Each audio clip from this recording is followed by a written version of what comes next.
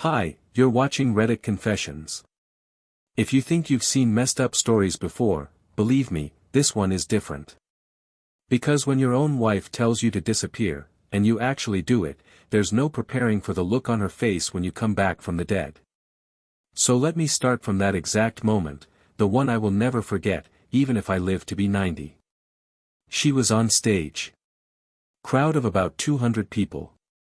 Neon blue spotlight behind her, mic clipped to her dress, that same overconfident tilt in her chin I used to know way too well. And then, in the middle of her corporate pep talk about brand growth and consumer loyalty, her eyes landed on me. I didn't wave.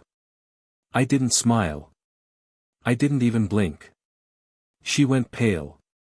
She tried to keep talking, but her words tangled up in her throat like fishing wire.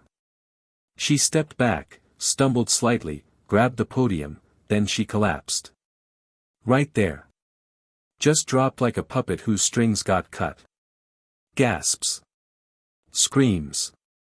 Someone called for a medic. And I just stood there, arms crossed, watching the woman who once told me, and I quote, "I'd be happier if you vanished." Well, congratulations, Eva. I vanished. But now I'm back. And here's the part no one saw coming. Let's rewind. 5 years earlier, I was living in the shadow of a marriage that wasn't a marriage anymore. I was like background noise in my own home. She didn't yell. She didn't cry. That would have at least meant she still felt something. Nope. Just silence. She got a raise. She bought herself champagne. I brought home flowers, she left them in the sink until the stems molded. I started sleeping in the office. Not because she kicked me out, but because she never noticed I stopped coming to bed. I became less than invisible. I became irrelevant. And then one morning, she set down her coffee and said, so calmly it chilled my bones. "You should disappear, Palmer. Just, go. I won't stop you." There was no fight. No suitcase thrown out the door. No dramatic affair reveal. Just that sentence. And I don't know why, maybe it was the way she said it like she was ordering a pizza, but I listened. That night, while she scrolled on her phone in bed, I walked out. No note. No goodbye. No noise. I disappeared so quietly, it was like I never existed. And guess what? No one came looking. Not her. Not her sister. Not her coworkers.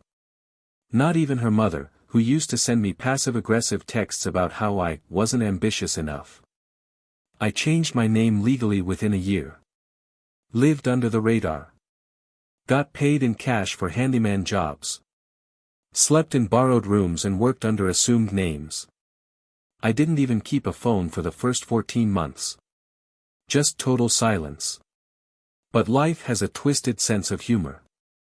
Because the one time I finally rejoined the world, under a different identity, attending a trade event for a company I now freelance for, I walked straight into her. Eva. My ghost. And she wasn't ready for the man who actually did what she asked. She told me to disappear. And now, she's the one who wants to go back in time. Too late. She came to on a stretcher. Eyes half open, mascara smudged, panic thick in her breath. People were fanning her, calling her name, asking if she needed water. A medic held her wrist checking her pulse, and someone kept repeating, "Don't move, ma'am. Just breathe." But her eyes weren't on them. They locked on me like magnets, wide, disoriented, and terrified. For a second, I almost felt sorry for her. Almost. I didn't speak. I didn't move. I just watched from a distance like some ghost in a black polo, arms crossed, badge hanging from my neck that read, Ben Cartwright. That's the name I'd been living under. Palmer was dead. Long gone. That version of me had been buried the night she told me to vanish.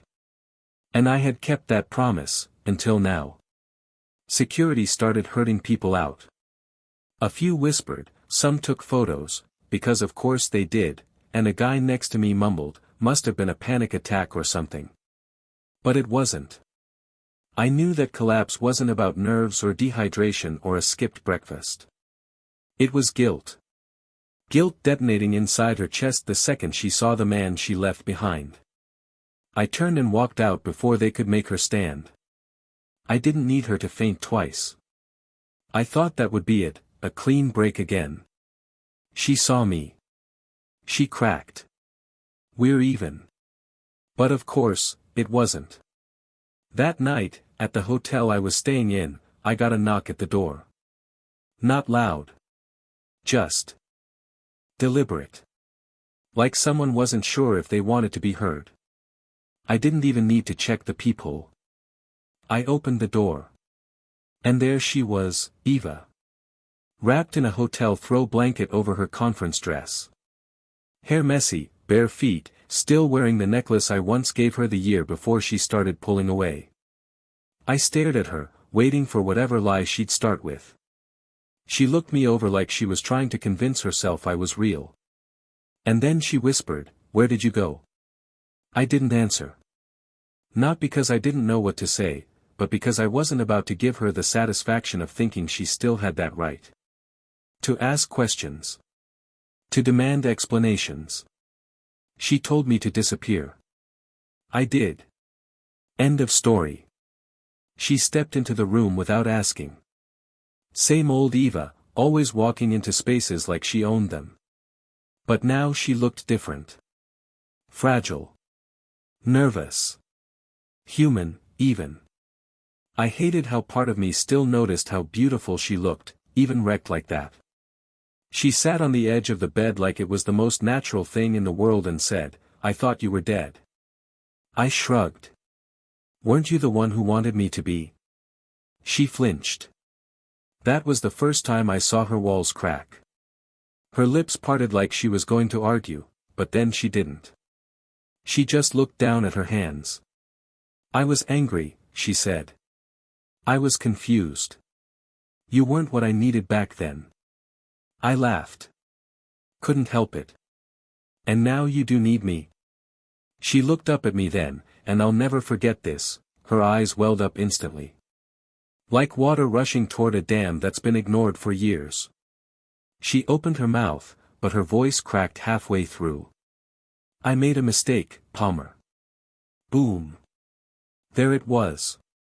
The apology I fantasized about hearing while I slept in cold basements and fixed broken vending machines to survive. The words I once would have killed for. And in that moment, they meant nothing. Because what she didn't know, what she couldn't know, is that her mistake had set off something far darker than she imagined. She didn't just lose me. She triggered a chain of events that would lead to something I hadn't told anyone. Not even the people I'd met under my new identity. And now that she was sitting in front of me, begging with her eyes for redemption, I realized something else. She had no clue what was coming next. She kept staring at me, waiting for something, a soft landing, maybe. An invitation to cry, to fall into my arms, to pretend that the last 5 years were just a bad dream we could somehow shake off. But I wasn't that man anymore. I was barely a man at all back when I left, a husk, really, but what she did to me. It broke me into something unrecognizable. And now that she was sitting there, hunched and small, I didn't feel stronger. I didn't feel victorious. I just felt tired. She opened her mouth again. "Palmer, please. Can you just talk to me? I thought about you every day. I told myself you'd write. Or call. But after a year, I thought maybe you really were dead." I cut her off. "Yeah, you said that already." Her bottom lip trembled, and she clenched her fists on her lap like she was trying to contain herself. I used to know every twitch of her face.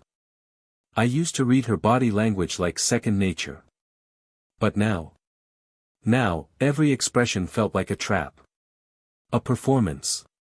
And I couldn't tell if she was more upset about seeing me, or realizing that I hadn't spent a single second missing her. You vanished, she said quietly. You didn't just leave. You erased yourself. No one could find you. You asked me to. No, I didn't mean it. Yes, you did. There was a silence between us that felt like its own language. She looked down at the carpet. I looked at the door. And then I said it. The thing I had rehearsed in my head 1,000 times but never thought I'd have the opportunity to actually say. You didn't just destroy our marriage, Eva. You destroyed something else. Her head jerked up. What do you mean? I hesitated. Not out of fear, I just wanted her to feel every inch of the silence before I answered. You remember our final tax return together? The one where you told me you'd take care of the paperwork because I was too emotionally drained to think straight? She nodded slowly, blinking, confused. Yeah. You drained the entire refund into your personal account and closed the joint one without telling me. I had nothing when I left. Not even gas money. Her eyes widened. I thought you'd be back. I didn't mean. You didn't mean, I echoed bitterly. You never meant. That's your line, isn't it? She was shaking her head, but the color had already drained from her face. She knew what was coming. And I was just getting started.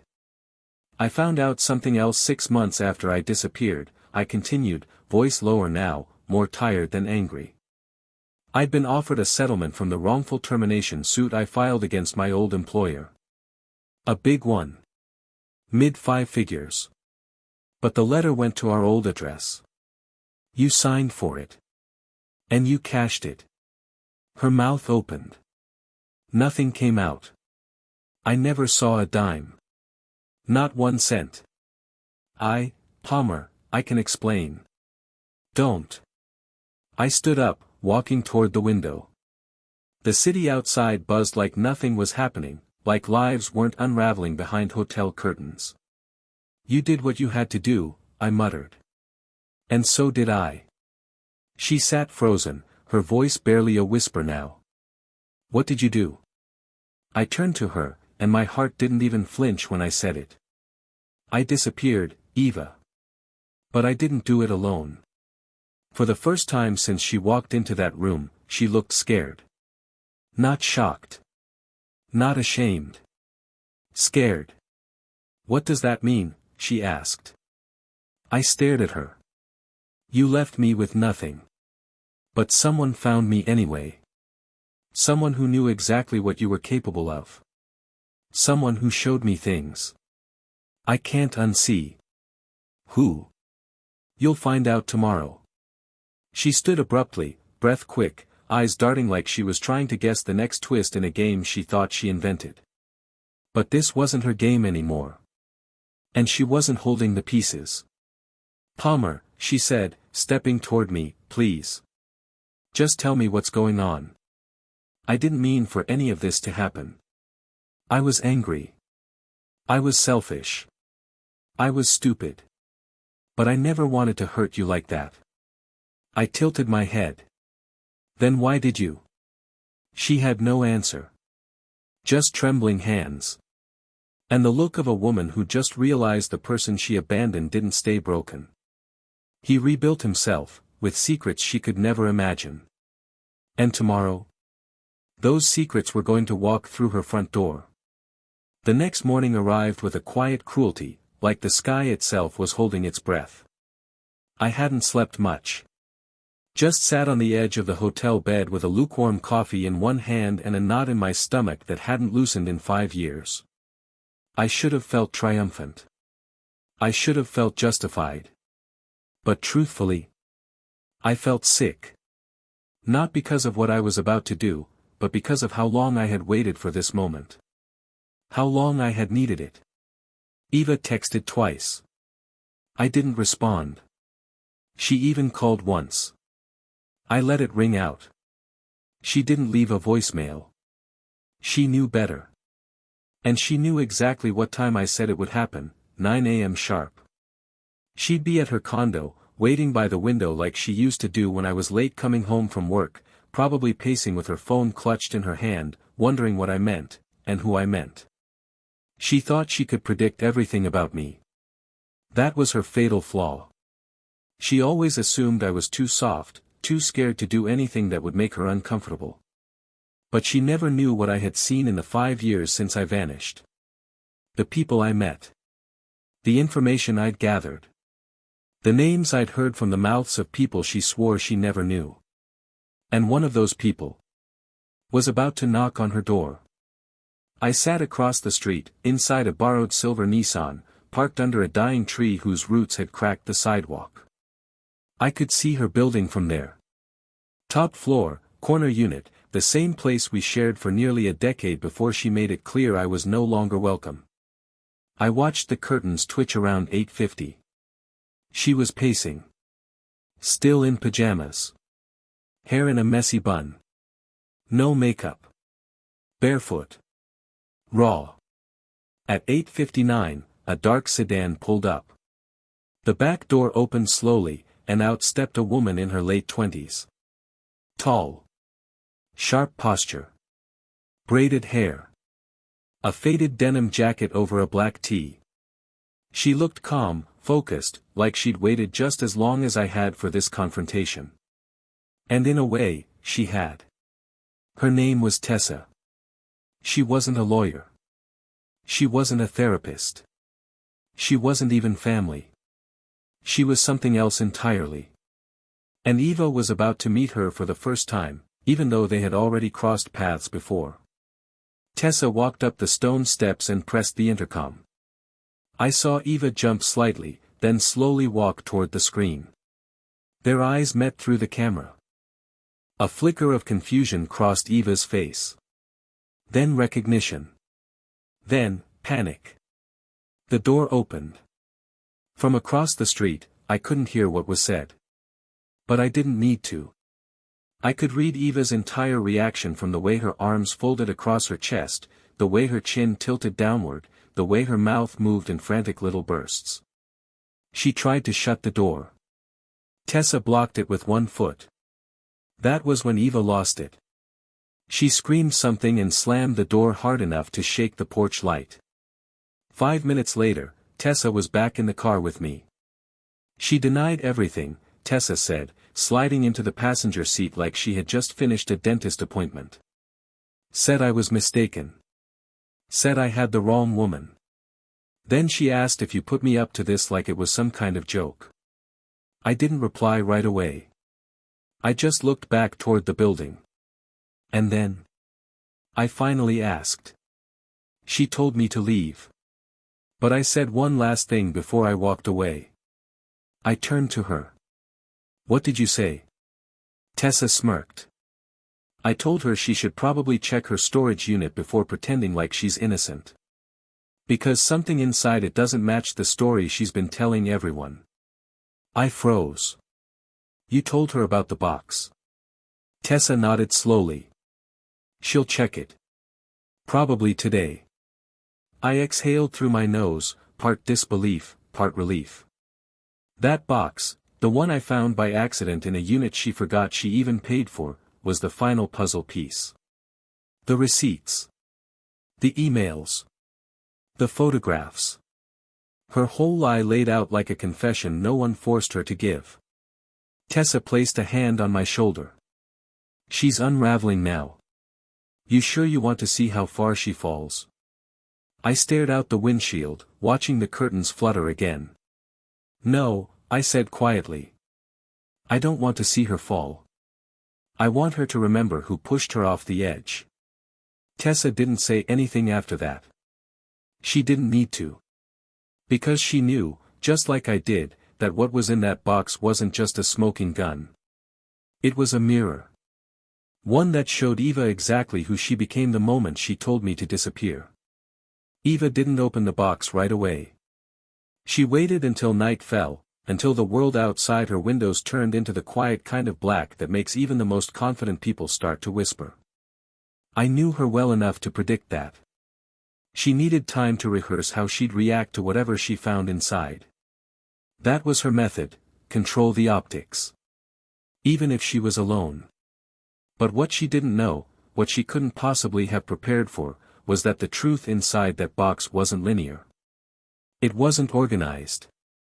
It didn't tell one clean story. It was chaos. Fragmented moments. Undeniable evidence. Echoes of conversations she thought were private, photos she believed were deleted, and letters she never mailed, the kind that people write and burn but never send. And somehow, it all ended up in that dusty storage unit under her maiden name. I still remember the day I found it. I wasn't even looking for dirt. I was just scavenging for old records I could repurpose to create a fake identity. I had assumed the unit was abandoned, the code had never changed. But inside, buried beneath boxes of holiday decorations and faded photo albums, was a small plastic bin sealed with duct tape and wrapped in a blanket I immediately recognized. It used to sit on the arm of our couch. She always curled up with it when we watched movies. That bin was her vault. The place where her secrets went to sleep. Until I cracked it open. That's how I learned the truth. It started with a letter, addressed to a man named Simon. The date on it was 3 months before our divorce papers were even typed, let alone signed.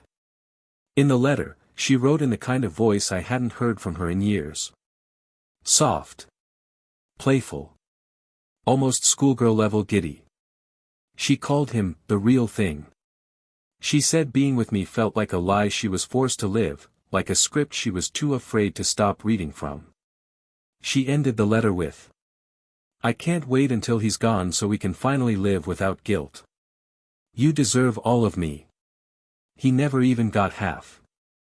I remember sitting there in that freezing storage unit, rain hammering the tin roof, rereading those lines until they stopped making sense. Then I kept digging. There were receipts for plane tickets. Dinners in cities she never told me she visited. Hotel confirmations. Emails printed out and highlighted, full of inside jokes and timelines and plans. Plans to leave. Plans to move. Plans to erase me. And then there was the photo. The worst thing. A photo of her and Simon, standing in our old kitchen, the same kitchen I had designed from scratch with my bare hands. She was wearing my shirt. The same faded green one she used to steal from my drawer every time she was cold. He was behind her, arms wrapped around her waist, both of them laughing.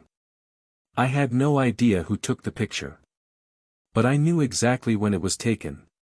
Because in the background, sitting on the table, was a box of cupcakes I had bought for our anniversary, the last one we ever celebrated. I brought them home that night after she claimed to be too tired to go out. She said she had a migraine and went to bed early. She lied. And she ate one of those cupcakes with him. When Eva opened that box back in her apartment, I can only imagine the sound it made inside her head, the way memories must have detonated like grenades. The way her chest must have tightened as she realized her perfect past wasn't just dug up, it was laid bare, piece by grotesque piece, by the one man she thought she'd gotten rid of for good. She called me. Twice. I didn't answer. Then she texted. Palmer. Please. We need to talk. I swear, I can explain everything.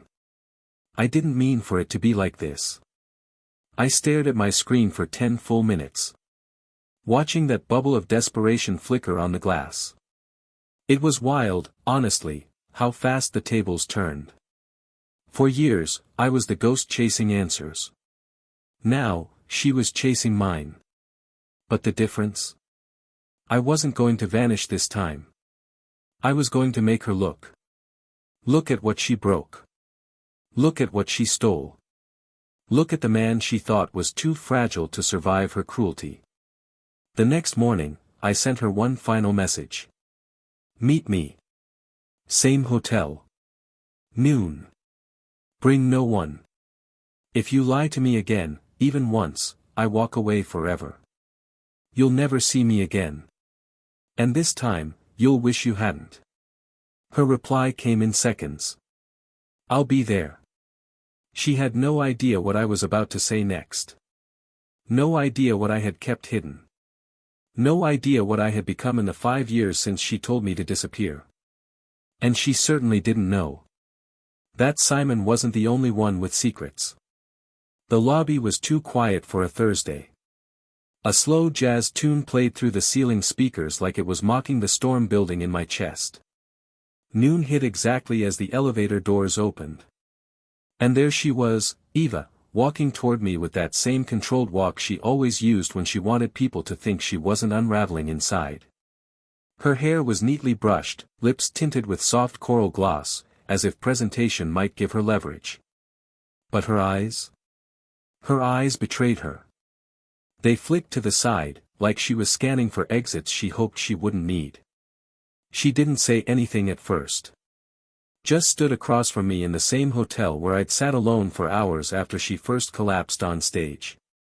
I motioned toward the private lounge I had rented out for the day. No waiters. No eyes.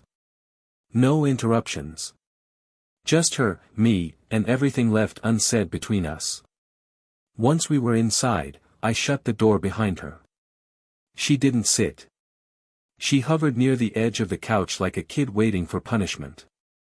You saw the box, I said. It wasn't a question. She nodded slowly. I did.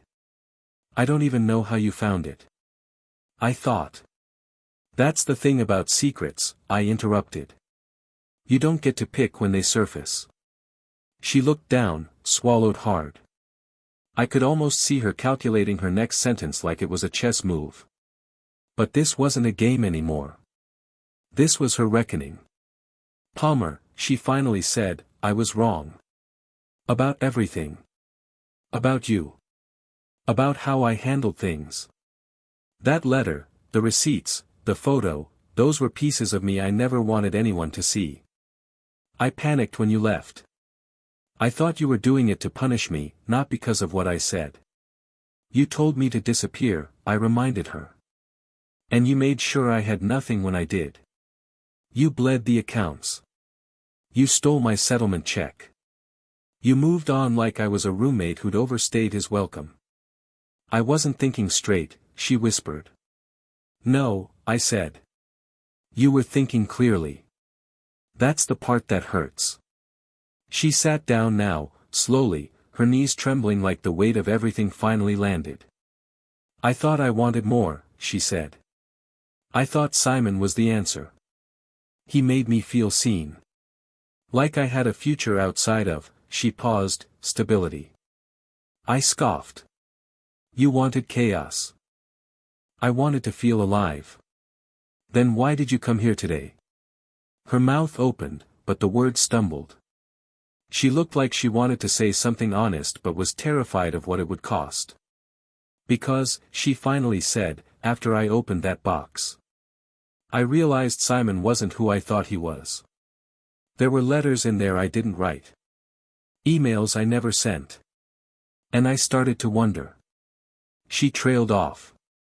Now it was my turn to lean forward. You think Simon planted things? She nodded slowly. Yes. No. I don't know.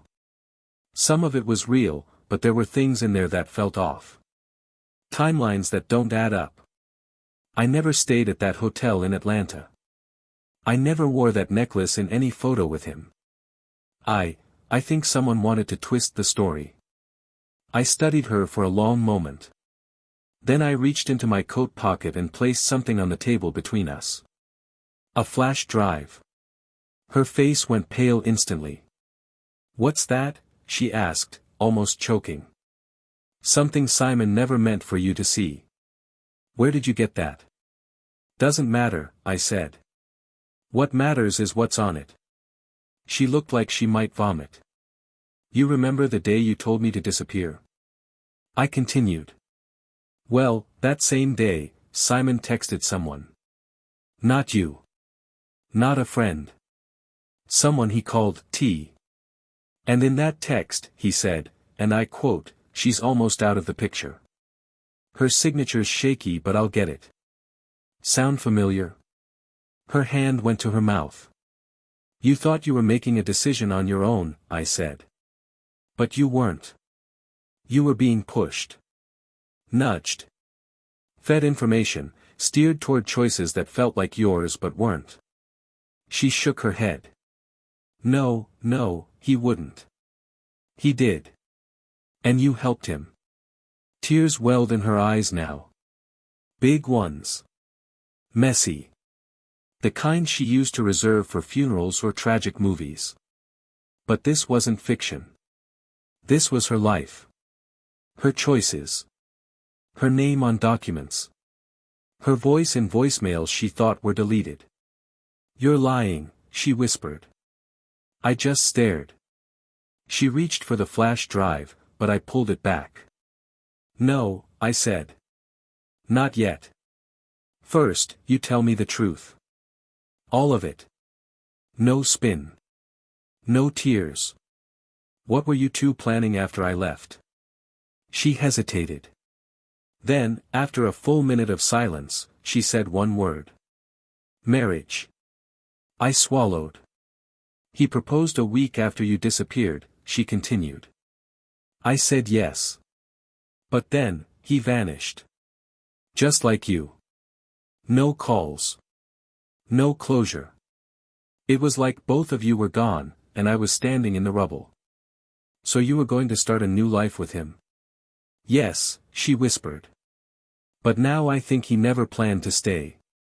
He used me to get what he needed and disappeared the second he had it. And what exactly did he get? She looked up slowly, her eyes bloodshot, and said, access. My chest went tight. Access to what? She hesitated. Then, my firm's client accounts. My logins. Passwords. He convinced me to share everything. Said we'd build something together. But I think he sold it all. And there it was. The betrayal behind the betrayal. She didn't just break me. She got played too. And now, the only person who had the full truth, was sitting right across from her. And I hadn't even told her the worst part yet. She sat frozen on the couch, mascara beginning to streak, lips parted like she couldn't quite believe the sound of her own confession. Access, she had said. Not to my heart, not to our life, but to her company, her digital keys, the vault she held shut for so long, believing she was in control. Now that illusion had been ripped out from under her like a rug, and for the first time, she looked not just shaken but lost. I could have ended it there. I could have handed her the flash drive, told her to figure it out, and walked out of her life for good. But something in me wouldn't let go. Maybe I needed her to understand the full scope of what she'd done, not just to me, but to herself. Or maybe, deep down, I wanted her to feel just a sliver of the emptiness she'd left me drowning in for years. Whatever it was, it pulled me further into the storm. So I told her everything. You're not wrong, I said. He used you. He used your trust, your arrogance, your certainty that no one could outmaneuver you. And while you were busy treating me like dead weight, Simon was working you like a pawn. You thought you were winning. You thought you were choosing freedom. But you were handing him the master key to everything. She buried her face in her hands and shook her head slowly. No, no, it can't be. I didn't think so either, I said, my voice bitter and low. Until I started tracking the payments. The aliases. The shell accounts. Every time I moved cities, I'd stumble across someone who used to know him. And every time, the story was the same: Simon got close, got access, disappeared. Sometimes it was money. Sometimes property. Once, it was the deed to a family home. The guy's a phantom. Eva's breathing was shallow now, her hands gripping her own knees like she was physically holding herself together. Why didn't you tell me sooner? She asked. Why wait 5 years? Because you told me to disappear. The words hit her like a slap. Her shoulders flinched. Her mouth opened, but nothing came out. And in that silence, I said the thing I had carried in my gut like a stone for 5 long, excruciating years. I didn't just vanish, Eva. I didn't just disappear because I was broken. I did it because someone warned me. She blinked fast. What? I got a message. A letter. From someone anonymous. 2 days before I left. It was delivered to the IT firm where I worked. No return address. Inside was a single sentence, printed in all caps. I reached into my coat again, pulling out the original slip of paper. I unfolded it carefully and placed it on the table between us. She leaned forward and read it aloud. If you stay, he'll wipe you both out. Walk away while you can. She stared at it like it was a hallucination. You never told me. Would you have believed me? She didn't answer. I thought it was a prank at first. Or some twisted threat. But 2 days later, you told me to vanish. And that was enough confirmation. Something bigger was going on, something you didn't see coming. So I left. Not because I was afraid of you, Eva. But because I didn't know who was pulling your strings. She sat back, shaking. You think Simon sent this? No, I said. I think someone else did. Someone who wanted to protect me. Someone inside his circle who grew a conscience. That's why I started looking. That's how I found Tessa. And that's how I found the box. And the drive. And all of this. Eva looked like her body had turned to glass, like one wrong movement would shatter her entirely. Her voice came out like a breath over broken glass. You were always 10 steps ahead of me, weren't you? I let the silence answer. She wiped her face, more anger in her movements now, more heat returning to her voice. So what now? You've ruined me. You exposed everything. What do you want? Revenge? Do you want me in prison? Do you want me to fall apart in front of everyone? I stood slowly, slipping the flash drive back into my coat pocket. No, I said. I just wanted to see your face when you realized none of it was ever under your control. I turned toward the door. She didn't follow. But as I reached for the handle, her voice cracked one final time behind me. Palmer, did you ever love me? Or was it all just survival? I didn't turn around. Love doesn't survive what you did, I said. But something else did. And you'll find out what that is, soon enough. And with that, I walked out of the room. But I wasn't disappearing this time. I was stepping into the last chapter of the life she tried to erase, and the ending? It wasn't hers to write anymore. I didn't look back as I walked out of the hotel that day. I didn't wait for her to chase me or shout one final lie, or collapse into tears like it would somehow undo years of calculated silence. I just stepped through the revolving door, let it spin shut behind me, and felt the weight slide off my chest like chains I'd worn for so long I forgot they were there. The sky was clearer than it had been in days. Or maybe I was just finally seeing it. I moved on. For real this time. Not the kind of running that comes from hurt or humiliation, but a deliberate, grounded move towards something new, something real. I didn't change my name again. I didn't hide. I stood still, and let the world catch up to me. Eva tried to contact me once more after that. She sent a single message through Tessa, asking for closure, but there was nothing left to close. She had already sealed our chapter with betrayal. Everything after that was just noise. As for Simon, I never heard from him again. He evaporated, like all cowards do when their masks slip. But it didn't matter anymore. I wasn't chasing ghosts. I wasn't begging for explanations. I had rebuilt. Not everything, of course. Some things stay cracked, trust, hope, the way I used to look at people and assume the best. But something else grew in the broken soil, peace. And not the pretend kind. The kind you earn. The kind that only shows up when you've lost absolutely everything and decided to come back anyway. I opened my own small tech repair business in a sleepy Colorado town where no one knew my past. I hired 2 kids right out of trade school. Tessa moved into the apartment above the shop. Turns out, she was looking for a reset, too. And every Friday night, we cook something strange, Ethiopian stews, Thai noodles, Texan brisket with way too much smoke, and we eat while laughing about how life never goes the way you plan. But sometimes, that's the best part. Funny thing is, I don't even miss who I used to be. That quiet man who folded laundry in perfect thirds and bought the wrong flowers hoping for the right result. He died the day she told him to disappear. But something better took his place, someone honest, broken maybe, but real. Someone who doesn't apologize for surviving. So if you're out there, watching this and feeling like the background character in your own story, the wallpaper in someone else's world, let me say this.